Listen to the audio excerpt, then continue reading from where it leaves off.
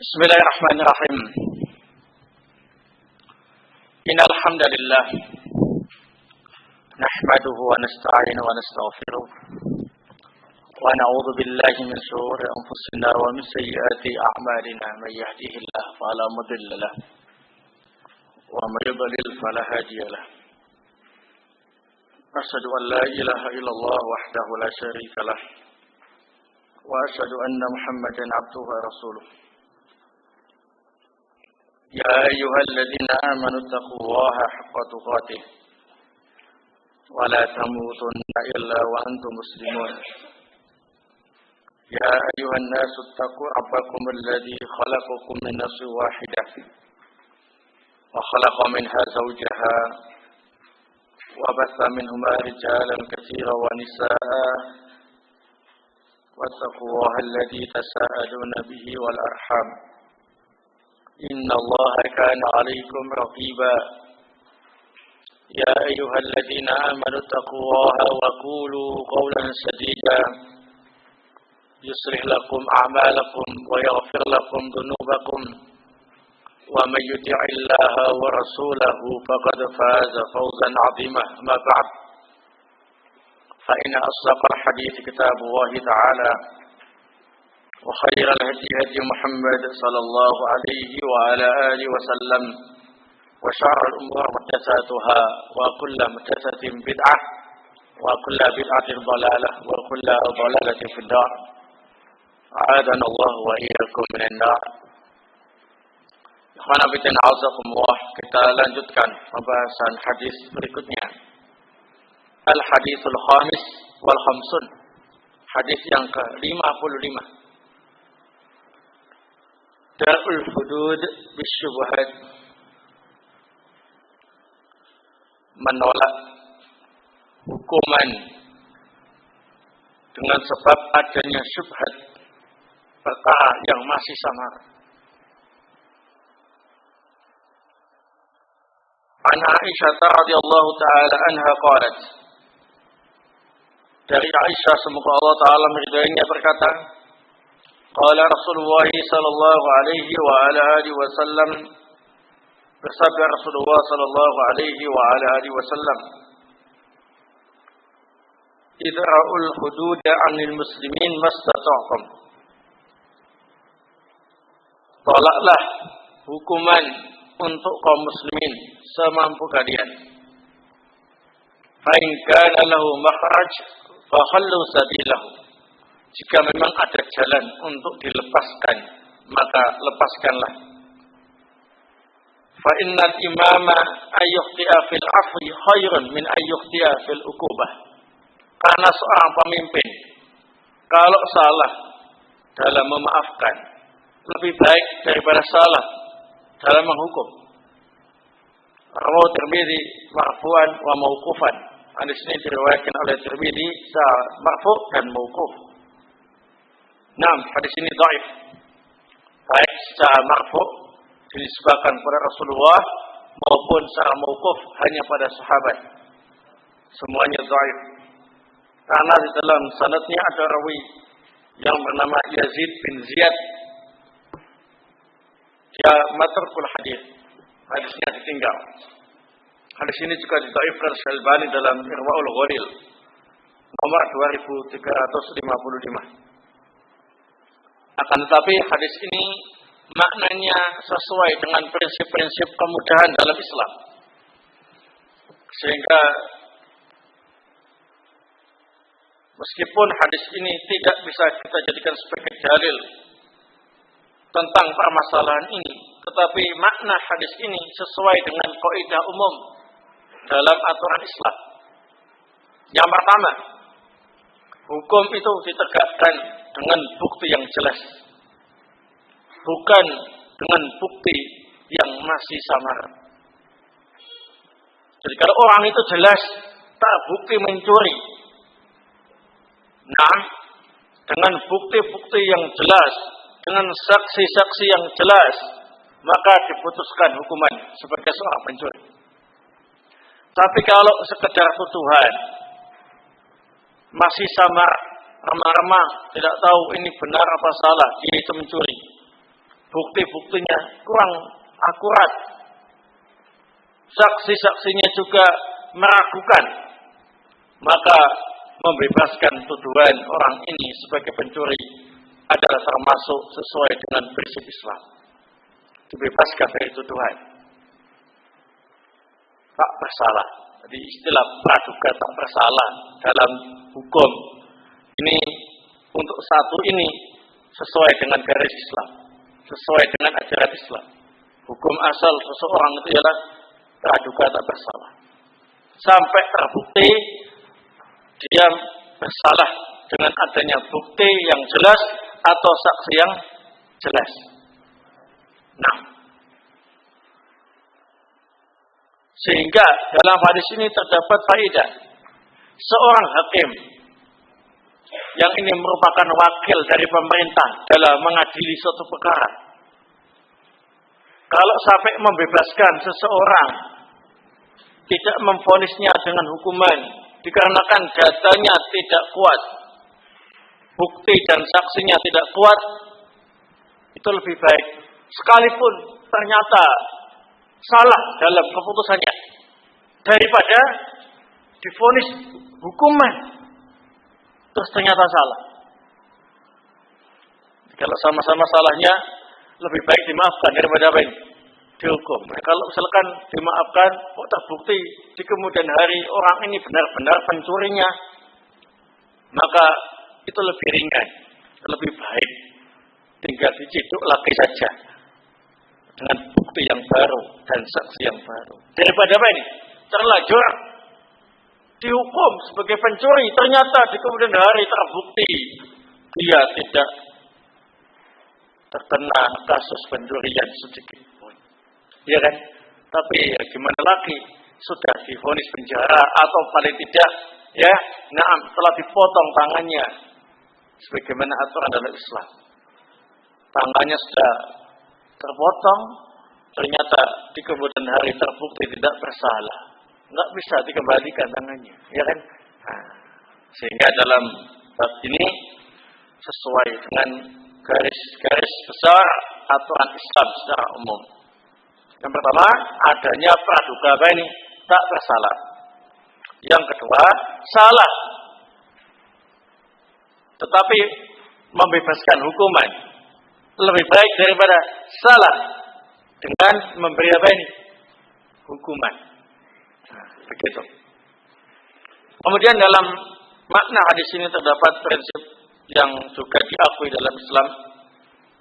Apabila ada dua mafsadah, maka dipilih yang paling ringan. Dengan contoh tadi itu, dibebaskan, khawatir nanti benar-benar dia apa ini? Ternyata benar-benar pelakunya. Dihukum, dikhawatirkan nanti ternyata dia apa ini? Bukan pelakunya. Sama-sama mafsadah. Ya, mafsadah yang ini dia bebas dari hukuman padahal salah. Ya, kemungkinannya salah. Ini dihukum, orangnya mendapatkan apa ini? Hukuman. Padahal ada kemungkinan dia adalah pihak yang benar. Sama-sama mengandung mafsadah. Bagaimana prinsip Islam? Kalau ada permasalahan yang sama-sama mafsadahnya, sementara kita dituntut untuk memilih salah satunya, maka dipilihlah yang paling ringan. Mana yang paling ringan? Di antara yang A sama yang B tadi. Pembebasan dari hukuman. Ya, nah, ternyata di kemudian hari ternyata terbukti dia salah, ya tinggal diciduk lagi saja. Ya, nah, daripada ini sudah terlanjur dipotong tangannya, kemudian di kemudian hari ternyata benar dibebaskan. Dalam keadaan tangannya sudah ini terpotong. Kata dia. Nah, ini sebelumnya tentang teknik-teknik dalam memberi hukuman dalam pengadilan Islam. Ya, nah, bukan berarti meniru pengadilan-pengadilan Belanda, ya, tidak. Tapi Islam punya aturan tersendiri, tidak meniru-niru, Ya, kok ternyata kebetulan cocok, ya kebetulan saja. Ya, nah, tidak disengaja. Barakallahu. Termasuk tadi prinsip tak bersalah. Ya, lebih baik dibebaskan daripada dihukum kalau memang masih belum jelas bukti dan saksinya. Ya, nah, kemudian mafsadah apabila berkumpul jadi satu, maka dipilih yang paling ringan. Wallahu ta'ala bishawab. Tapi prinsip-prinsip semacam itu adalah berdasarkan kaidah Islam secara umum, bukan berdasarkan hadis ini. Karena hadis ini derajatnya apa ini? Dhaif. Naam. Barakallahu. Selanjutnya, al-haditsus sadis wal khamsun. Hadis yang ke-56. La ta'ata illa fil ma'ruf. Tidak ada ketaatan kecuali hanya dalam perkara yang baik. An Ali radhiyallahu taala anhu qala Rasulullah sallallahu alaihi wa ala alihi wasallam, dari Ali bin Abi Thalib, semoga Allah meridhoinya, ia berkata, Rasulullah sallallahu alaihi wa ala alihi wasallam bersabda, la ta'ata fi ma'siyatin. Tidak ada ketaatan dalam pelaksanaan maksiat, dalam pelaksanaan kemaksiatan. Innamat ta'atu fil ma'ruf, sesungguhnya ketaatan itu hanya dalam perkara yang baik saja. Muttafaqun alaihi, hadis ini disepakati kesahihannya oleh Imam Al-Bukhari wa Muslim. Nah, hadis ini merupakan hadis yang sangat bermanfaat, khususnya dalam bermuamalah, dalam kehidupan sehari-hari, ya, baik dengan penguasa, dengan orang tua, dengan suami, atau dengan yang lainnya. Ya, ini prinsip mentaati dalam hal yang baik saja, yang tidak baik tidak ditaati. Nah, yang dikatakan baik ialah apa yang dibolehkan oleh syariat. Yang tidak baik ialah apa yang dilarang oleh syariat. Bukan dilandasi oleh perasaan, ya, tetapi ukurannya ialah syariat Islam. Kalau syariat Islam mengatakan boleh, maka ditaati. Kalau syariat Islam mengatakan tidak boleh, maka tidak boleh ditaati. Barakallahu fikum. Di sini banyak sekali contohnya. Kalau bermuamalah dengan para penguasa, ya, misalkan pemerintah menginstruksikan semua rakyatnya untuk membiasakan berjudi, ya, dalam rangka tambah penghasilan, ya. Barangkali, misalkan, tapi mudah-mudahan jangan, ya. Nah, pemerintah mewajibkan setiap rakyat untuk ikut berjudi secara nasional. Gerakan judi nasional. Nah, bandar utamanya ialah pemerintah. Ya. Pemain-pemainnya ialah semuanya rakyatnya. Supaya apa ini? Alasannya ada tambahan penghasilan. Ya. Nah, kan lumayan. Kalau becak saja satu hari 30.000 dengan main judi nasional tadi, dia bisa menang bisa 10 kali lipatnya. Yang kalau 30.000 kali 10 berapa? 300.000, ya. Nah, masya Allah, lumayan kan? Nah, gitu pertimbangan. Bagaimana nih rakyat dalam menyikapi keputusan pemerintah semacam itu? La ta'ata fi maksiyah. Tidak ada ketaatan dalam kemaksiatan. Tidak mau judi. Judi itu jelas haram dalam Islam. Tetapi tetap penguasanya itu dianggap penguasa yang sah. Ya, yang penting tidak ditaati saja. Untuk yang ini, untuk perintahnya yang lain, yang baik, yang boleh dalam Islam, tetap ditaati. Seperti itu, ya. Nah, ini juga termasuk pasukan-pasukan perang sama panglimanya biasanya kan ketaatannya itu ya 100% ya. Nah, suruh makan ular juga mau. Nah ini begitu. Suruh bunuh temannya sendiri mau ya. Nah ini tidak boleh ya. Lebih baik dikeluarkan dari kesatuan daripada harus melanggar aturan Allah Subhanahu wa taala dan Rasulnya. Ya, masih banyak usaha yang lain yang mungkin gajinya lebih baik dan lebih banyak daripada harus melanggar aturan syariat. Ya, nah, dibilang saja terus terang sama panglimanya bahwa saya Muslim, perintah Bapak akan saya taati selama tidak bertentangan dengan syariat dan keyakinan ajaran Islam yang saya anut. Contohnya apa? Bapak tadi bilang kamu dilarang sholat, ya Pak boleh sholat, saya tetap sholat Pak.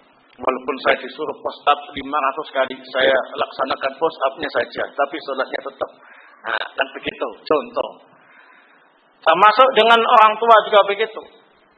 Ketaatan kepada kedua orang tua tidaklah harga mati atau mutlak.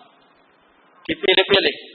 Yang sesuai dengan aturan Allah Ta'ala dan Rasulnya, yang boleh menurut aturan Islam ditaati. Bila bertentangan dengan aturan Islam atau dilarang dalam Islam, tidak ditaati. Tidak termasuk durhaka kepada kedua orang tua. Misalkan orang tua menyuruh anak gadisnya untuk menjadi pelacur, ya, nggak punya anak laki-laki, yang ada ialah anak perempuan 10, ya. Kerja ini, kerja itu sulit, ya. Dah kalian semuanya tiap malam ya kerja sebagai WTS, nanti hasilnya store ke ibu atau bapak. Maka seorang anak dengan perintah orang tua yang berbau maksiat ini tidak boleh ditaati. Dan kalau tidak mentaati dalam perkara maksiat tadi, anak tadi tidak dianggap durhaka kepada kedua orang tua. Sekalipun orang tuanya yang nyuruh tadi bilang dasar anak durhaka, dalam Islam dia tetap bukan anak durhaka. Anak itu durhaka atau tidak bukan vonis dari orang tua, tetapi vonis dari agama. Kamu anak durhaka, kamu anak yang soleh, semuanya yang memvonisnya ialah syariat, bukan orang tua. Orang tua melihat anaknya ada yang patuh, kemudian jadi WTS beneran, store tiap malamnya 100.000, kamu adalah anak yang solihah, berbakti kepada kedua orang tua. Nah ini menurut aturan Islam, anak ini bukan solihah tapi tolihah, ya, nah bukan solihah. Termasuk anak tadi yang nggak mau nurut. Kamu itu menghabiskan makan saja, tapi nggak pernah jadi WTS dan tidak pernah store. Dasar anak durhaka. Nah, bukan anak durhaka menurut saya. Ya, tindakan anak semacam itu sudah benar. Barakallahu. Termasuk kepada suami juga demikian. Ya, ketaatan kepada suami yang luar biasa tingginya tadi itu tidak harga mati. Harus dibatasi dengan prinsip ini. La ta'ata fi ma'siyatin, innama ta'atu fil ma'ruf. Contoh, di bulan Ramadan, siang hari, itu dilarang untuk melakukan hubungan badan. Ya. Kalau suaminya maksa, sekalipun maksa, ya, istri tidak boleh mentaatinya. Ya. Nah, walaupun suaminya kemudian mengatakan kamu nanti dilaknat sama malaikat, ya. Karena diajak berhubungan badan gak mau. Saya punya dalilnya. Nah ini gak boleh ditaati. Kenapa? Dalil itu berlaku bila pada waktu-waktu yang dibolehkan, pada waktu-waktu yang dilarang, dalil tentang masalah istri yang dilaknat malaikat karena suaminya marah karena keinginannya tidak terpenuhi tadi itu, ya, sampai marah. Itu bila di waktu-waktu yang dibolehkan, ya. Waktu yang dilarang ialah ketika istrinya sedang haid, atau sedang nifas, atau sedang apa ini? Iktikaf, ya, atau sedang puasa, ya, barakallahu. Waktu-waktu ini tidak boleh mentaati suaminya, ya. Nah, walaupun suaminya kemudian merayunya, enggak masalah. Nanti kalau ternyata bayar kafarat saya yang nanggung, yang penting sekarang juga tolong saya dilayani. La ta'ata fi ma'siyatin, innamat ta'atu fil ma'ruf. Begitu, dan lain-lain, ya. Nah, kemudian hadis berikutnya. Al-haditsus sabi' wal khamsun. Hadis yang ke-57. Ajrul mujtahid, pahala orang yang berijtihad. An Abdullah bin Amr wa Abi Hurairah radhiyallahu taala anhuma qala. Dari Abdullah bin Amr dan Abu Hurairah radhiyallahu taala anhuma, keduanya berkata, qala Rasulullah sallallahu alaihi wa ala alihi wasallam, Rasulullah sallallahu alaihi wa ala alihi wasallam bersabda, "Idza hakama al-hakim fajtahada wa asaba falahu ajran." Jika seorang hakim memutuskan suatu perkara, kemudian dia beristihad sekuat tenaga, dan dia benar dalam keputusannya tadi sesuai dengan syariat, maka dia mendapatkan 2 pahala. Wa idza hakama fajtahada fa akhta falahu ajru wahid. Dan jika dia memutuskan perkara dan sudah beristihad dengan sesungguhnya, kemudian dia salah dalam keputusannya, maka dia hanya mendapatkan 1 pahala. Muttafaqun alaih. Hadis ini disepakati oleh Imam Al-Bukhari wa Muslim. Nah, dalam hadis ini ada beberapa permasalahan yang perlu disampaikan. Yang pertama ialah terkait dengan siapakah al-hakim yang dimaksud dalam hadis ini. Hakim itu siapa? Hakim yang syar'i, yang layak disebut hakim itu siapa? Para ulama banyak yang memberi syarat-syarat ketat tentang orang yang layak disebut sebagai al-hakim. Hakim agama, ya. Tetapi di antara syarat-syarat yang disepakati oleh para ulama ialah yang pertama ialah memiliki ilmu yang sudah layak untuk berfatwa. Pendalaman ilmu agamanya itu sudah dalam sehingga dia layak untuk berfatwa. Nah, dalam memutuskan perkara-perkara kekinian. Nah, hati dia harus apa ini? Memiliki tingkatan mujtahid. Hakim itu harus memiliki tingkatan apa ini? Mujtahid. Layak untuk beristihad, untuk meneliti, mengkaji masalah-masalah baru dan kekinian. Kemudian menghukuminya didasarkan dengan dalil-dalil yang sudah ada dari Al-Quran dan As-Sunnah. Mana yang paling tepat untuk diterapkan dalam permasalahan yang aktual tadi, yang kekinian tadi, yang baru tadi. Nah,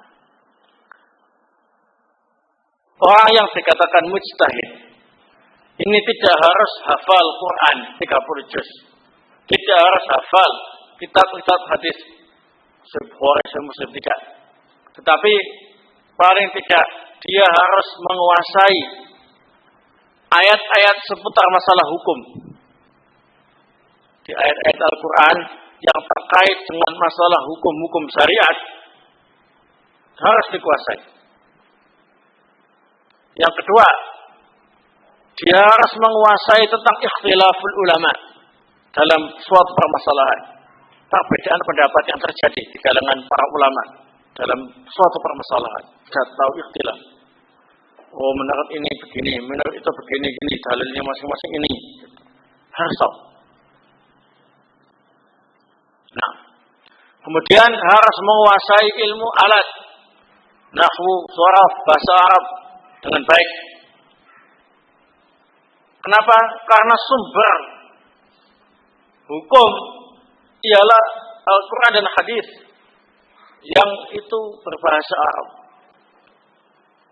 Sehingga termasuk syarat seorang mujtahid itu ialah harus mumpuni ilmu alatnya, nahwu, sharaf, bahasa Arab, balaghahnya harus mantap.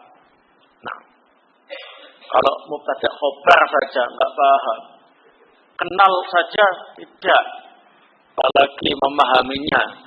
Loh, kok dia diangkat sebagai hakim pengadilan tinggi agama?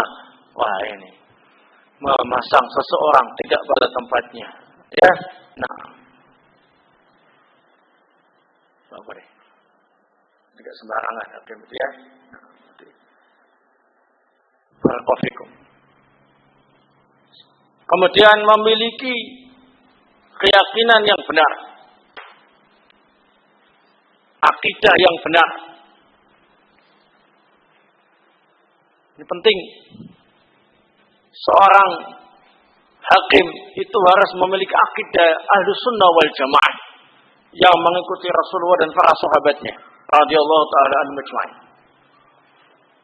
Bukan ahlul ahwa wal bidah. Bukan pengikut kebid'ahan dan hawa nafsu. Ini orang yang dikatakan mujtahid. Ya. Nah. Baik. Kemudian termasuk juga syarat hakim ialah at-taqwa.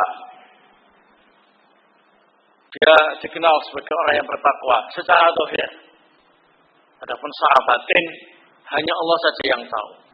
Secara zahir dia itu masih sholat, nah masih melaksanakan syariat-syariat Islam.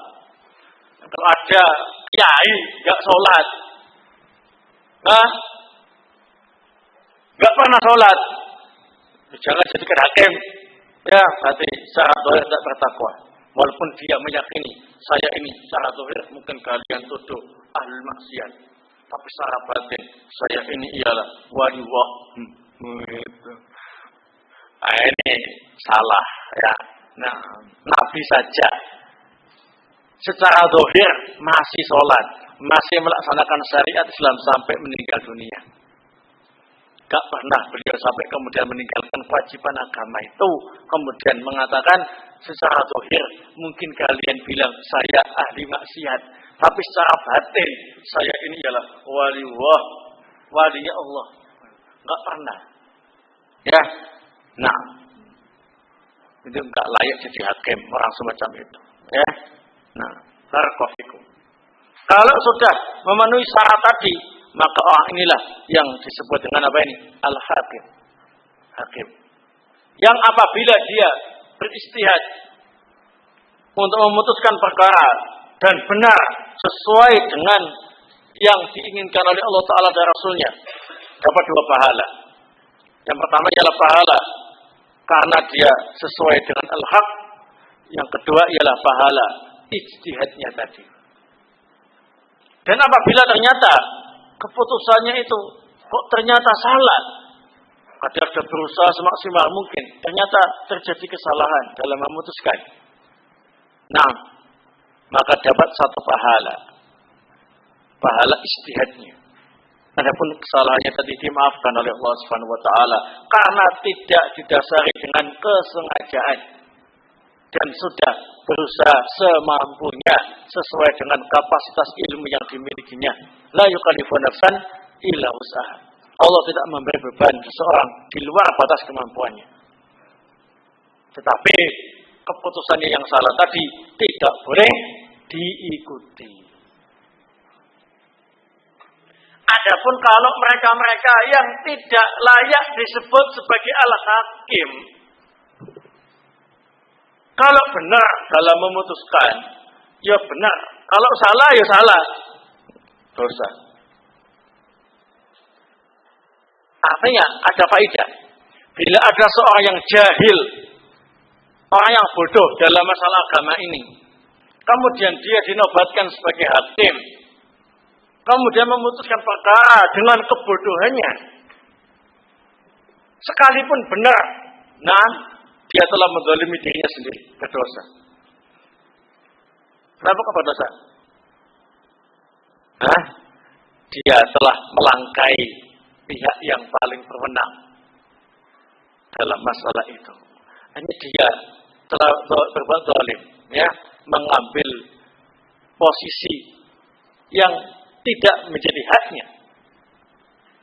Posisi sebagai hakim itu untuk orang yang alim, bukan orang yang jahil. Dan dia jahil masuk ke situ.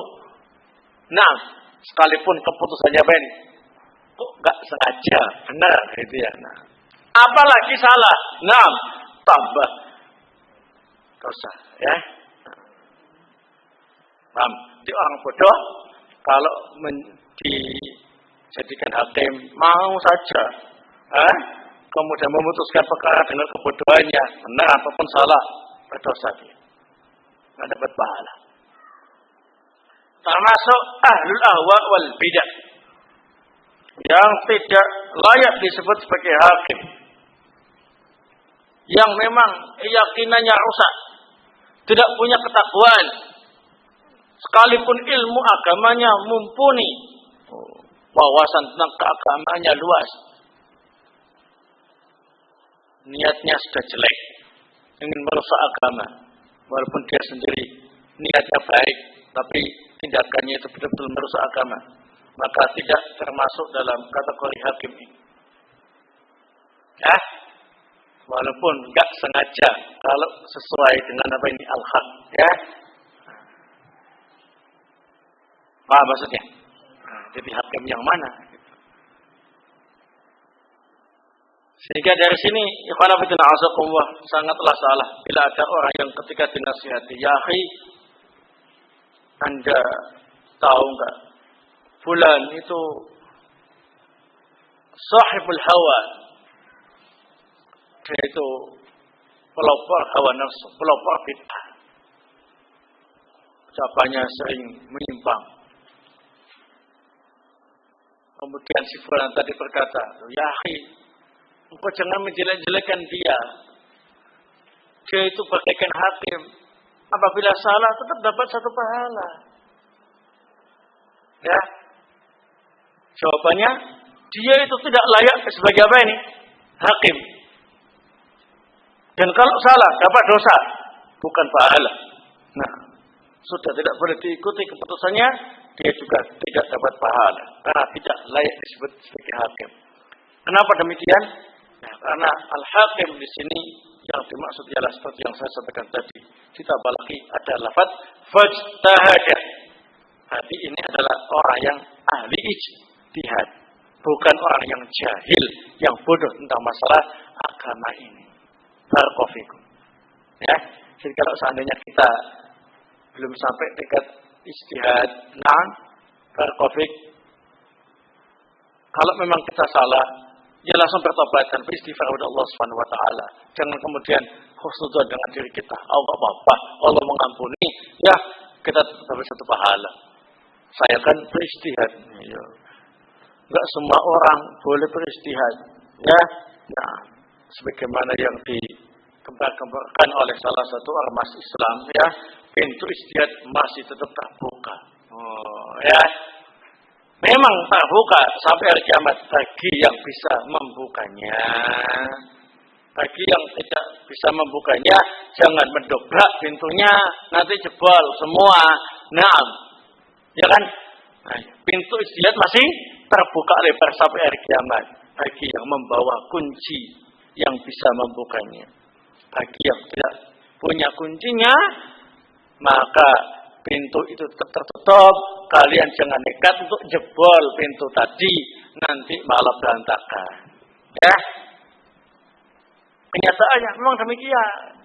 Orang-orang yang tidak layak menjadi mujtahid, kemudian membuat suatu majelis host gitu ya, untuk membahas masalah-masalah kekinian ya dan sebagainya ya, padahal masalahnya itu sudah kuno zaman dulu ya. Nah, apa itu? Jilbab tentunya. Masalah jilbab itu kan jelas, semuanya sepakat itu sebetulnya. Masalah yang kuno, selama ya, hukumnya sudah jelas, ya kan, wajib bagi wanita. Nah, dibahas. Menurut kami, jilbab itu hanyalah budaya Arab. Tidak wajib bagi muslimah untuk mengenakan jilbab. Ya, dengan dalil waribasut taqwa dzalika khair. Ya, nah, taqwa itu lebih baik. At-taqwa hahuna. Taqwa itu ada di sini. Wa yusir ila sadri. Salah marat Rasulullah mengisyaratkan ke dadanya 3 kali. Yang penting bertakwa, baik hatinya, ya. Itulah bagian ketakwaan hakiki. Adapun jilbab luar tadi itu simbol-simbol saja, dan itu merupakan budaya Arab, bukan dari Islam. Inilah hasil ijtihad dari para cendekiawan kami saat ini. Ini orang yang tidak ahli ijtihad. Sekolahnya saja di barat, gurunya itu orang kafir. Nah, yang akidahnya sudah tahu jelek, ya kan? Kok berani-beraninya beristihad tentang Islam? Dari mana mereka tahu Islam? Naam, barakallahu. Terjadilah apa yang terjadi. Jebol pintu Islam seenaknya, ya. Nah, rusaklah Islam. Begitu. Yang lainnya masih banyak. Ya, masih banyak tentang masalah itu. Selanjutnya,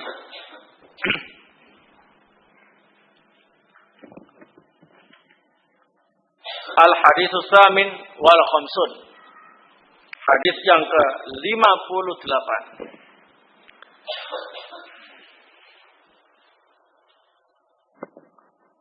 An Ibnu Abbas radhiyallahu taala anhu qala. Dari Ibnu Abbas semoga Allah taala meridai keduanya, ia berkata, qala Rasulullah sallallahu alaihi wa ala alihi wasallam. Bersabda Rasulullah sallallahu alaihi wa ala alihi wasallam, "Lau yu'tan nasu bidakwahum." Seandainya manusia itu diterima setiap tuduhannya, ladda'a rijalun dima'a qaumin wa amwalihim. Niscaya banyak orang yang menuduh, ya, untuk menumpahkan darah kaum dan mengambil harta kaum. Walakinnal yamina 'alal mudda'a 'alaih. Tapi sumpah harus diucapkan oleh orang yang apa ini dituduh. Rawahu Muslim. Hadis ini diriwayatkan oleh Imam Muslim. Wa fi lafzin indal Baihaqi, dalam lafaz riwayat Al-Baihaqi ada tambahan al-bayyinatu 'alal mudda'i wal yaminu 'ala man anqara. Bukti wajib didatangkan oleh orang yang menuduh, dan sumpah wajib diucapkan oleh orang yang menolak tuduhan. Hadis ini terkait dengan permasalahan hukumah, pengadilan, sebagaimana yang tadi. Dalam aturan pengadilan Islam itu ada al-bayyinah ala man idda'a, bukti untuk orang yang menuduh. Wal yaminu ala man anqara, dan sumpah bagi orang yang menolak tuduhan. Misalnya, ada 2 orang menghadap ke pengadilan agama. Hakim A, pihak yang menuduh, B, pihak yang dituduh. A mengatakan, nah, bahwasanya si B itu telah mencuri uangnya sejumlah 100 juta. Berarti si A namanya al-mudda'i, yang menuduh. Si B berarti namanya apa nih? Al-mudda'a alaihi, yang dituduh. Ya. Nah, dalam syariat hakim tidak kemudian mengatakan yang menuduh itu benar. Nah, tidak, kembalikan uangnya 100.000. Gitu. 100 juta tadi. Ya. Enggak begitu. Kalau begitu enak nuduh orang, ya. Nanti bisa menyebabkan orang lain terbunuh atau hartanya diambil, ya. Tapi dalam Islam ada aturan, yang menuduh harus bisa membawa bukti al-bayyinah. Bukti itu bisa berupa bukti yang memang akurat, informasi, atau bukti-bukti yang memang diakui dalam dunia pengadilan. Juga bisa berupa apa ini? Saksi yang adil. Nah, jika yang menuduh sudah membawa bukti yang kuat, dianggap kuat oleh syariat, sementara yang dituduh dia tidak berkomentar sama sekali, berarti hakim memvonis yang menuduh menang, yang dituduh divonis kalah. Nah, tetapi jika ada yang menuduh, buktinya kurang akurat, kurang kuat, kemudian yang dituduh berani bersumpah dengan nama Allah, wallahi saya tidak mengambil uangnya 100 juta, sepeser pun saya tidak mengambil. Fitnah. Sementara hakim melihat bukti-bukti yang dibawa oleh pihak penuduh kurang akurat, tidak kuat, maka hakim memvonis yang tertuduh tadi itu dimenangkan, yang menuduh dikalahkan. Nah, permasalahannya sekarang bagaimana? Yang menuduh membawa bukti yang kuat, akurat, yang dituduh berani juga bersumpah. Ayo, ya. Nah, gimana? Hah? Yang dimenangkan ialah yang menuduh. Kalau sudah ada bukti yang kuat, jelas, walaupun dia bersumpah serapah, nah, sekalipun dengan menyebut nama Allah 1 juta kali, ya, tetaplah yang dimenangkan ialah bukti yang jelas tadi. Ya, penuduh dimenangkan, yang tertuduh yang dikalahkan. Gitu, ya. Nah, jelas dia itu nyolong, maling 1 juta, ya. Nah, saksinya itu 10 orang lihat sendiri. Nah, uangnya juga sudah apa ini? Ditangkap, diambil, ya. Nah, tangannya juga sudah diborgol. Nah, begitu. Paham ya? Nah, alat-alat untuk nyolong juga sudah diamankan. Nah, kok beraninya dia bersumpah? Wallahi, saya nggak ngambil kok. Ya, nah. Ya, nah ini sumpahnya seperti sumpah palsu. Sumpah apa ini? Palsu. Ya, berbahaya. Orang yang bersumpah palsu semacam ini, ya, hakim memvonis kamu kalah, sekalipun sumpahmu itu 1 juta kali sumpah, ya. Nah, begitu. Ini prinsip al-bayyinah ala man idda'a. Baik. Ini dalam segala hal, ya, banyak sekali masalah perdagangan, masalah perselisihan, ya, dan lain-lain dalam pengadilan. Kaidah-kaidah umum sudah disebutkan tadi. Yang terakhir, al-haditsus tasi' wal khamsun. Hadis yang ke-59.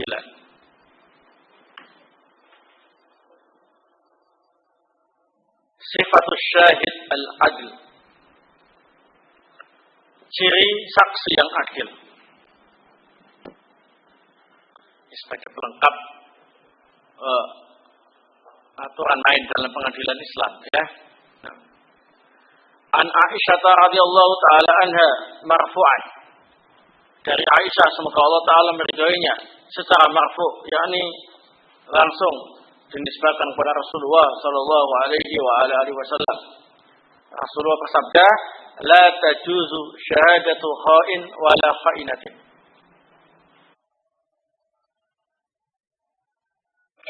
Tidak boleh diambil persaksian pengkhianat laki-laki maupun pengkhianat perempuan. Orang yang dikenal sebagai pengkhianat. Apa pengkhianat itu? Tidak amanah, ya. Tidak amanah itu ya khianat tadi, ya. Khianat itu tidak amanah. Ya.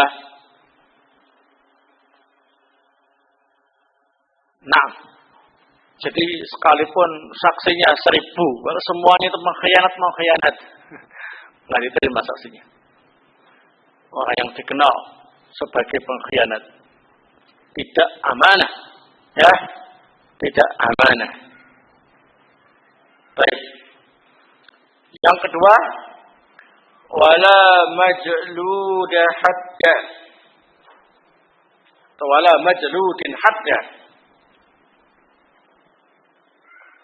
Dan tidak boleh diterima persaksian orang yang melakukan pelanggaran besar dalam syariat dan belum bertobat. Jadi orang ini terkenal sebagai ahli ma'asi. Oh, ini saksinya ada judi. Saksinya apa ini? Oh, pemabuk. Saksinya apa ini? Wah, pezina ini. Ya, nah, agen resmi. Ya. Pembunuh, perampok dan lain sebagainya, ya, yang dikenal sebagai ahli maksiat. Ini tidak diterima persaksiannya. Ya. Nah. Wala di ghumrin ala akhihi.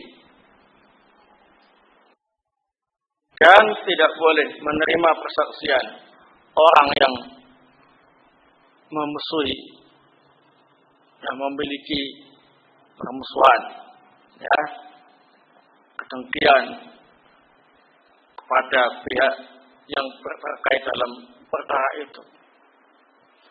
Misalkan si A sama si B berselisih. Si A mendatangkan saksi, yang mana saksinya ini adalah musuh bebuyutan si B. Ya. Memang benci, sudah semua rasa benci. Ya. Musuh bebuyutannya, ya. Nah. Ini enggak boleh dijadikan saksi. Kenapa? Tidak objektif. Mesti bela si A. Enggak mungkin bela si B. Si B itu musuhnya. Baik ada perkara dengan si A ataupun sebelum ada perkara. Musuh bebuyutannya.